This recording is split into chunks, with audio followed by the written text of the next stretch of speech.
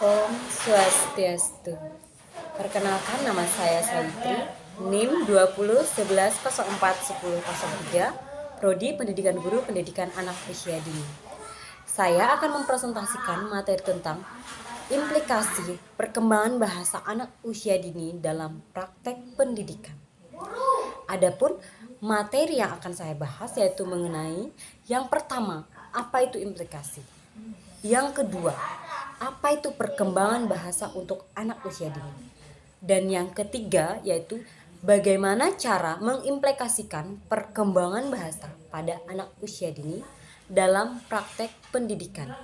Nah, sebelum kita membahas tiga hal ini, yang pertama kita akan membahas terlebih dahulu apa itu implikasi itu sendiri. Lanjut.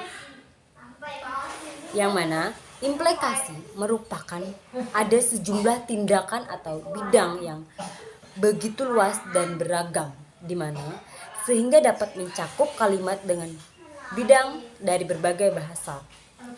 Sedangkan menurut KBBI atau Kamus Besar Bahasa Indonesia itu sendiri, yaitu implikasi adalah partisipasi dan suasana, karena setiap kata memiliki konsekuensi yang berasal dari implikasi kata dengan partisipasi yang saling terkait dalam suatu objek. Nah, itu dia pengertian implikasi menurut KBBI atau Kamus Besar Bahasa Indonesia. Sedangkan menurut ahli Silalahi, yaitu menurut beliau implikasinya adalah konsekuensi dari penerapan konsekuensi itu sendiri, yang mana suatu program atau kebijakan yang bersifat tidak baik atau baik bagi mereka yang ditargetkan oleh program atau kebijakan tersebut. Sedangkan menurut ahli Winarno, implikasi itu sendiri adalah pertimbangan kebijakan yang konsisten dengan kebijakan yang tentang masalah-masalah pada mereka yang terlibat. Itu dia secara singkat mengenai apa itu implikasi itu sendiri. Yang selanjutnya yaitu materi yang kedua mengenai perkembangan bahasa untuk anak usia dini. Sebelum lanjut, di sini saya akan menjelaskan mengenai pengertian dari perkembangan itu sendiri, yaitu perkembangan adalah perubahan yang progresif, di mana perkembangan yaitu selalu berkesinambungan yang ada dalam diri individu mulai lahir sampai mati. Itu salah satu dari perkembangan itu sendiri, dari perubahan-perubahan yang dialami individu dan juga organisme menuju tingkat kedewasaannya, yang tentunya berlangsung secara sistematis, terprogres, dan berkesinambungan, baik menyangkut fisik maupun psikisnya. Itu dia mengenai pengertian perkembangan itu sendiri. Yang selanjutnya, di sini saya akan menyampaikan mengenai pengertian perkembangan menurut ahli, di mana perkembangan menurut ahli Desmita, beliau mengatakan bahwa yang mengungkapkan bahwa maksud dari perkembangan tidaklah terbatas pada pengertian perubahan secara fisik saja, melainkan di dalamnya terkandung serangkaian perubahan yang sifatnya terus-menerus dari fungsi-fungsi jasmania dan rohania yang memiliki individu menuju ke dalam tahap kematangan melalui pertumbuhan dan belajar. Itu dia tadi mengenai pengertian perkembangan baik secara umum dan menurut ahli. Dan yang selanjutnya yaitu ciri-ciri dari perkembangan itu sendiri. Yang pertama, ciri-ciri dari perkembangan yaitu terjadinya suatu perubahan dalam aspek fisik, yang mana perubahan dari berat badan, tinggi badan itu salah satu ciri-ciri yang sangat kita lihat dalam hal nyatanya seperti itu. Dan yang kedua yaitu terjadinya suatu perubahan dalam proporsi baik dari aspek fisik maupun aspek psikisnya. Dan yang ketiga yaitu mengenai lenyapnya tanda-tanda yang lama, misalnya seperti anak-anak yang dulunya yang dulunya cerewet, misalnya mudah nangis, cengeng dan sebagainya. Sehingga dengan bertambahnya usia atau perkembangan, anak-anak akan tidak lagi cerewet ataupun nangis seperti itu. Itu juga salah satu ciri-ciri dari perkembangan itu sendiri. Dan yang keempat yaitu didapatnya suatu tanda-tanda yang baru. Yang mana maksud dari hal ini yaitu suatu tanda-tanda fisik yang berupa pergantian misalnya gigi yang dulunya gigi susu sekarang ke gigi asli. Itu juga salah satu perubahan atau perkembangan yang mana juga biasanya yang karakteristiknya anak, misalnya anak usia dini itu yang egosentris. Tentunya hal selanjutnya akan berbeda lagi dengan karakteristik pada anak itu sendiri. Itu salah satu ciri-ciri dari perkembangan. Nah, yang selanjutnya yaitu faktor-faktor dari perkembangan itu sendiri. Mana menurut Nur Salam bahwa perkembangan itu terbagi menjadi dua hal, yaitu faktor internal dan faktor eksternal. Yang mana faktor internal itu sendiri yaitu genetik.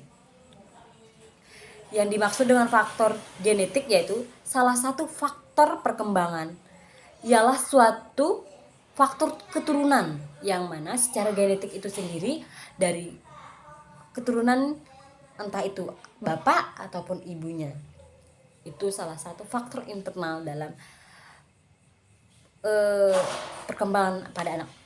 Dan yang kedua itu pengaruh hormon, yang mana pengaruh hormon sudah terjadi pada masa perampal, yaitu saat anak saat berumur 4 bulan. Tentunya itu akan mempengaruhi ke perkembangan anak itu sendiri, baik yang dalam kandungan maupun yang sudah lahir seperti itu. Itulah salah satu pengaruh dari perkembangan itu, yaitu pengaruh hormon. Yang ketiga yaitu temperamen, dimana yang anak misalnya dari temperamennya dia itu tergantung perasaannya, psikologisnya, dimana saat anak dilahirkan yang mana dia memiliki perilaku mudah menangis, lambat sampai hangat dan sulit. Demikian ini mempengaruhi interaksi antara individu dan lingkungannya. Itu salah satu dari faktor internalnya tadi. Nah, yang selanjutnya yaitu faktor yang kedua yaitu faktor eksternal, yaitu faktor dari luar. Faktor dari luarnya salah satunya itu faktor keluarga, yang mana tentunya faktor keluarga itu juga sangat mempengaruhi ke perkembangan anak. Apakah dalam lingkungan keluarga itu anak mendapatkan kasih sayang atau tidak? Apakah di lingkungan keluarga itu juga anak dapat perlakuan kasar atau tidak? Itu salah satu hal yang mempengaruhi perkembangan pada anak itu sendiri, baik itu kesehatannya dan lain sebagainya. Nah, yang kedua yaitu faktor kelompok teman sebaya.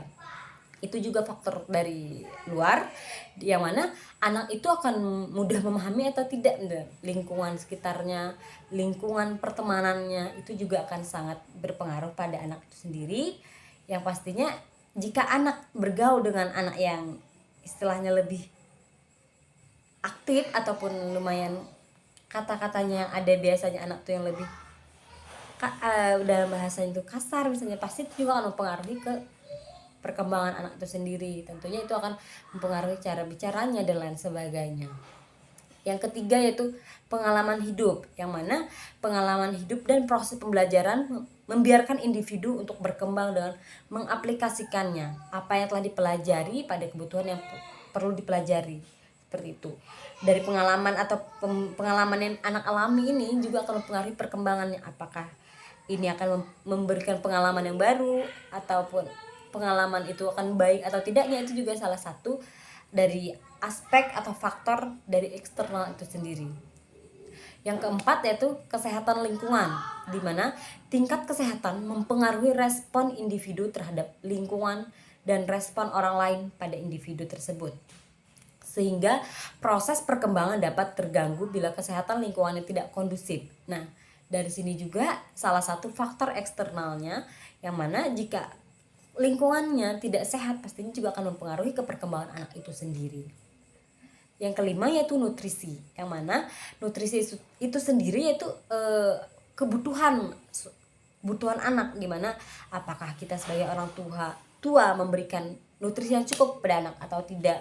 Jika misalnya anak tidak mendapatkan nutrisi yang cukup, apakah akan mempengaruhi ke perkembangan anak? Tentunya itu juga salah satu bentuk pengaruh dari faktor eksternal itu sendiri. Yang keenam, mengenai istirahat dan olahraga. Apakah anak cukup istirahatnya? Apakah anak sesuai dengan gerakan tubuhnya, perkembangannya seperti itu. Salah satu olahraga yang misalnya anak lakukan itu dengan cara bermain, itu juga salah satu aktivitas fisik, tentunya akan membantu kesehatannya. Itu juga salah satu pengaruhnya. Jadi antara istirahat yang cukup dan olahraga yang cukup juga untuk anak dengan cara bermain atau berinteraksi dengan hal yang di lingkungan sekitarnya, itu juga salah satu pengaruh dari aspek eksternal itu sendiri. Yang ketujuh, status kesehatan. Seperti yang saya jelaskan tadi mengenai nutrisi dan istirahat serta olahraga yang cukup, tentunya status kesehatan itu juga akan mempengaruhi. Jika nutrisinya terpenuhi, istirahatnya cukup, dan olahraga atau aktivitas yang dia anak lakukan itu juga tidak menghambat perkembangannya, tentunya itu akan mempengaruhi status kesehatan anak itu sendiri. Apakah anak itu sehat atau tidak, seperti itu. Itulah mengapa status kesehatan itu sangatlah penting untuk anak. Nah, yang terakhir yaitu iklim atau cuaca. Itu juga salah satu pengaruh atau faktor eksternal dari perkembangan anak itu sendiri. Yang mana faktor cuaca itu juga akan mempengaruhi ke perkembangannya. Yang mana misalnya faktor cuacanya yang awalnya panas, tiba-tiba hujan, itu juga kan mempengaruhi ke kondisi fisiknya seperti itu. Akankah anak sehat, mudah sakit atau sebagaimana? Itu juga salah satu faktor eksternal dalam perkembangan anak itu sendiri. Nah, yang tadi mengenai perkembangan, yang selanjutnya saya akan membahas mengenai perkembangan bahasa anak usia dini.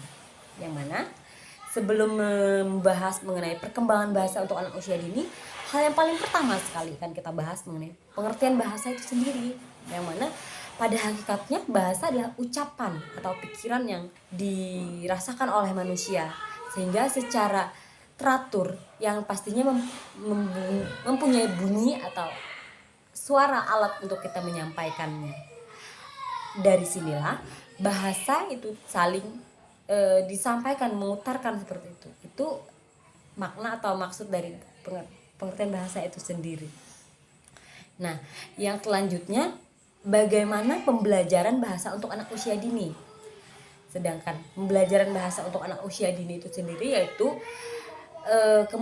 dimana kita mengajak anak berinteraksi, dimana mengajak anak berbicara, dimana mengajak anak untuk bercerita. Itu salah satu pembelajaran mengembangkan aspek bahasa untuk anak usia dini itu sendiri. Yang mana jika anak bisa atau mampu menyampaikan suatu perasaan ataupun pikirannya melalui bahasa atau ungkapan, itu salah satu pembelajaran juga yang kita berikan atau kita terapkan kepada anak itu sendiri. Sehingga dari perkembangan bahasa inilah kita akan mengetahui apakah anak ini mampu atau tidak dalam mengelola suatu informasi yang didapatnya. Misalnya dari salah satu hal yang menarik yaitu dimana anak misalnya mampu atau tidaknya mengucapkan atau menyampaikan apa yang telah dia dengar, apa yang telah dia ekspresikan seperti itu. Itu juga salah satu aspek ataupun upaya untuk mengembangkan aspek bahasanya sendiri.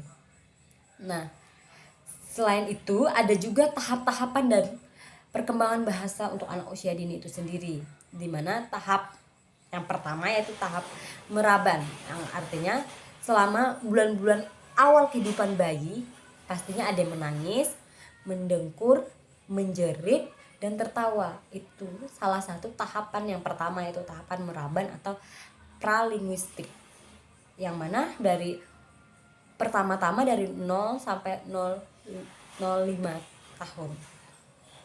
Itu tahap yang pertama mengenai tahap pralinguistik. Dan tahapan yang kedua yaitu tahap meraban kedua, 5 bulan, dari 5 bulan sampai 1 tahun. Nah, pada tahap ini anak mulai aktif artinya tidak spasif waktu masih umur 0 atau 1 bulan seperti itu. Dan tahapan yang ketiga yaitu tahap linguistik. Tahapan ini berbeda dengan tahap pralinguistik, di mana tahap pralinguistik itu yaitu pemerolehan bahasa anak belum menyerupai orang dewasa. Sedangkan pada tahap linguistik itu sendiri yaitu anak sudah mulai bisa mengucapkan bahasa yang menyerupai orang dewasa itu sendiri. Itulah perbedaannya dari tahap pralinguistik dengan tahap linguistik itu sendiri. Yaitu membahas mengenai aspek-aspek bahasa anak usia dini, yang mana aspek-aspek yang berkaitan dengan perkembangan bahasa anak menurut Jamaris yaitu yang pertama mengenai kosakata, di mana seiring dengan perkembangan anak akan mengalami berinteraksi dengan lingkungannya sehingga kosakata baru akan berkembang pula. Sedangkan yang kedua yaitu sintaksis atau tata bahasa, yang mana walaupun anak belum mempelajari tata bahasa secara baik, secara yang benar, akan tetapi melalui contoh-contoh berbahasa itu sendiri yang dia dengar, pastinya ini akan dapat memberikan atau menambah wawasan pada anak itu sendiri.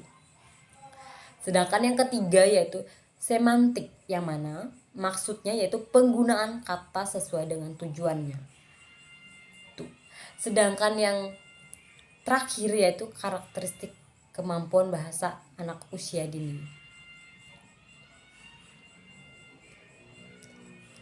Nah, anak usia dini itu ada anak usia 4 tahun misalnya, yang mana terjadinya perkembangan yang sangat cepat dalam kemampuan bahasa anak. Anak telah dapat menggunakan kalimat dengan baik dan benar tentunya, yang mana menguasai beberapa persen dari fonim dan sintaksis bahasa yang digunakannya, sehingga itulah dari karakteristik kemampuan bahasa anak itu sendiri. Sedangkan yang selanjutnya yaitu anak usia 5 mampu mengucapkan lebih dari 2-500 kata. Selain itu, lingkup kosakata yang anak ucapkan juga menyangkut mengenai warna, ukuran, dan lain sebagainya. Itu sudah anak pahami atau anak dapat mengungkapkannya. Selain itu, anak usia 5-6 tahun itu sendiri juga sudah dapat melakukan peran. Misalnya ada yang perannya sebagai polisi, ada sebagai dokter, itu juga anak sudah mulai memahami pada usia 5-6 tahun itu sendiri.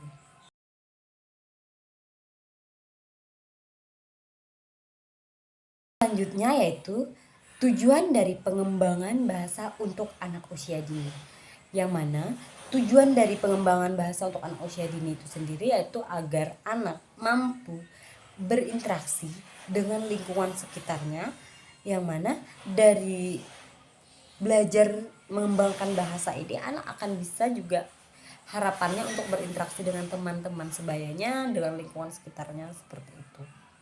Nah, selain dari tujuan dari perkembangan bahasa untuk anak usia dini, ada juga fungsi bahasa bagi anak usia dini. Yang pertama sebagai alat untuk berkomunikasi dengan lingkungannya, yang mana kan sudah saya sampaikan tadi, tujuannya untuk agar anak memudahkan untuk berkomunikasi. Begitu pula juga dengan fungsinya, yang mana dengan mampunya anak berkomunikasi pastinya ini akan mempengaruhi juga ke perkembangan yang lainnya seperti itu. Yang kedua sebagai alat untuk mengembangkan kemampuan intelektual anak itu sendiri, mana jika anak berani dalam menyampaikan, berani dalam mengungkapkan, salah satunya itu dapat membantu mengembangkan intelektual anak itu sendiri juga.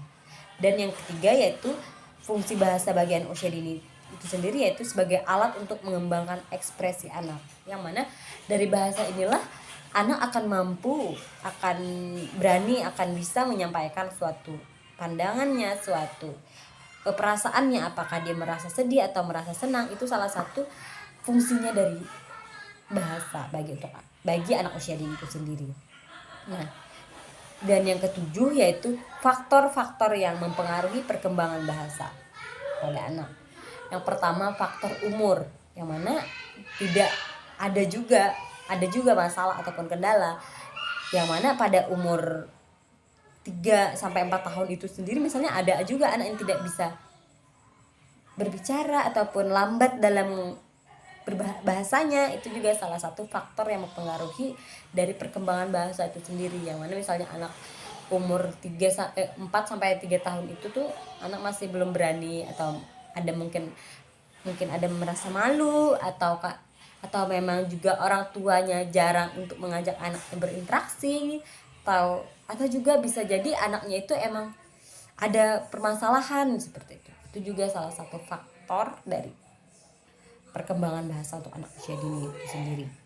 Sedangkan yang kedua yaitu kondisi lingkungan, yang mana kondisi lingkungan itu yaitu tempat anak tumbuh dan berkembang, yang mana ini salah satu andil dalam perkembangannya, baik itu perkembangan hal lainnya, terutama perkembangan bahasanya. Seperti saya jelaskan tadi, apakah dalam lingkungannya itu anak emang pasif, tidak diajak berbicara ataupun berkomunikasi oleh orang tuanya, itu juga salah satu faktor yang mempengaruhi dari aspek perkembangan itu sendiri untuk anak usia dini. Yang ketiga, mengenai kecerdasan anak. Ini juga salah satu faktor, apakah anak ini emang ada berbagai macam karakter anak, tentunya karakter anak yang emang mudah bergaul atau sangat aktif dalam bertanya, dan ada juga anak yang pasif dalam berinteraksi seperti itu. Ini juga salah satu menjadi bentuk atau faktor nantinya untuk kecerdasan anak itu sendiri.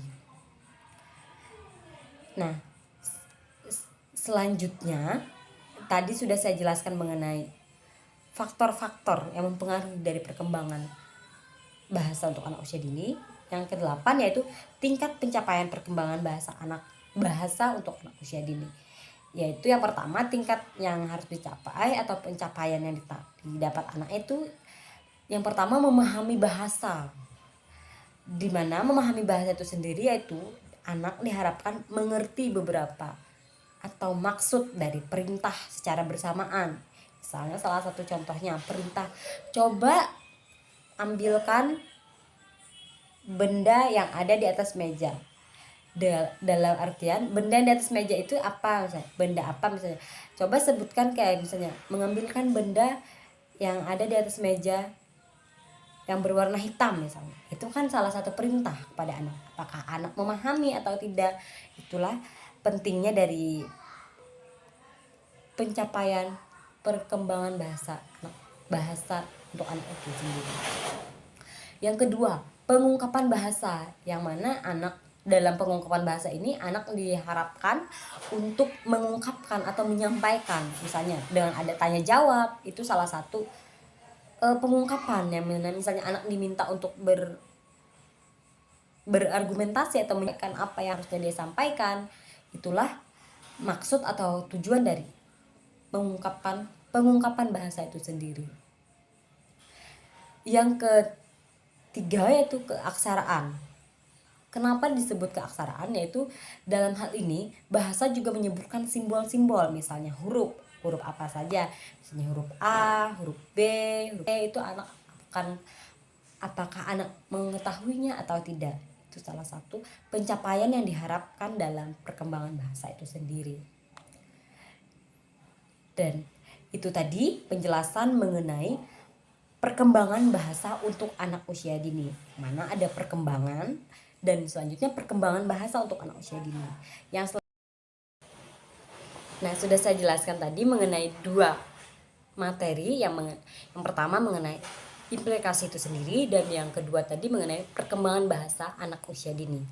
Yang selanjutnya yaitu cara mengimplikasikan perkembangan bahasa pada anak usia dini dalam praktek pendidikan, yang mana sudah saya jelaskan mengenai ciri-ciri, faktor, dan lain sebagainya tadi dari aspek perkembangan bahasa itu sendiri.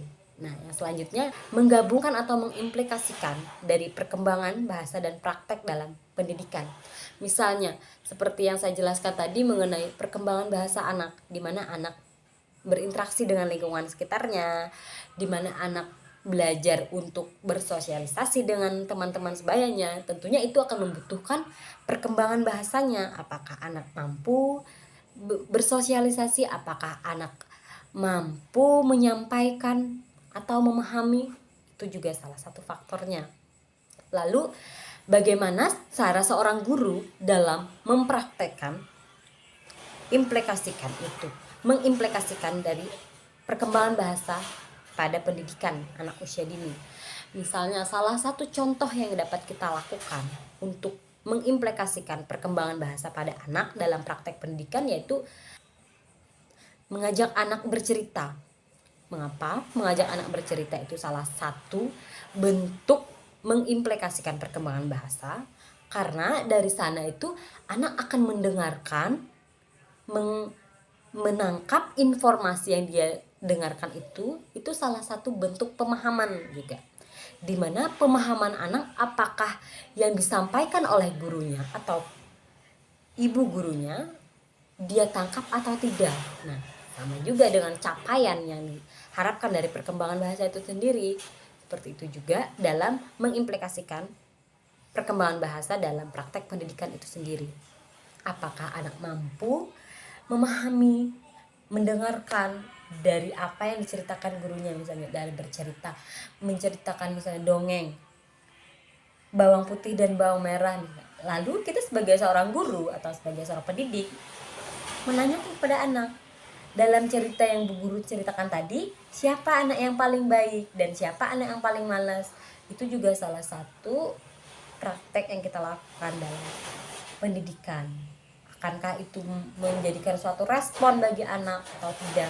Itu salah satu bentuk untuk mengembangkan aspek bahasanya. Selain pada itu, anak juga akan memahami isi cerita yang kita sampaikan tadi. Nah, itu dia mengimplikasikan perkembangan bahasa dalam praktek pendidikannya. Yang selanjutnya yaitu dari yang saya sampaikan tadi, berbicara atau berinteraksi. Selanjutnya anak menyimak. Yang selanjutnya itu adanya diajak anak untuk membaca. Kenapa diajak anak untuk membaca? Melalui membaca ini juga salah satu praktek yang kita lakukan dalam mengembangkan bahasa anak, seperti pengenalan huruf awalnya, yang mana misalnya kita mengajar kepada anak apa ini huruf apa anak-anak. Misalnya kita menunjukkan gambar saja, menunjukkan gambar tapi dalam bentuk huruf. Misalnya ada buah apel itu huruf pertamanya A, sehingga anak-anak akan mudah menangkap, oh ternyata apel itu huruf awalnya A, seperti ini bentuknya, seperti ini bentuk yang dia lihat. Seperti itu.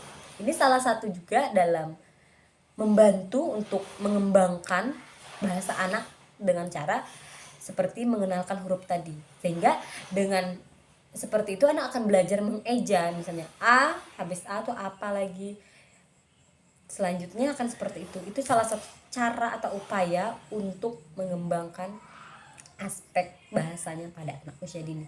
Itu yang dapat kita lakukan dalam praktek pendidikan pada tingkat anak usia dini.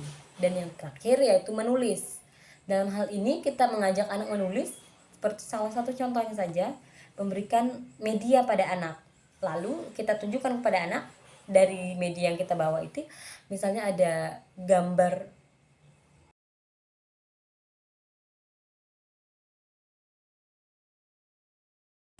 dan yang terakhir yaitu mengajak anak menulis, yang mana seperti saya jelaskan tadi mengenai mencontoh menggariskan gambar apel tadi. Di sana kan ada hurufnya, lalu anak belajar untuk menebalkan. Itu salah satu cara atau upaya dalam mengembangkan bahasa anak, sehingga anak akan belajar menggaris atau menggambar mengikuti garis yang ada, seperti itu, menebalkan garis. Nah, itu dia penjelasan dari yang saya jelaskan mengenai materi implikasi perkembangan bahasa dalam praktek pendidikan. Sekian yang dapat saya jelaskan dan saya akhiri dengan Paramasanti. Om Santi Santi Santi.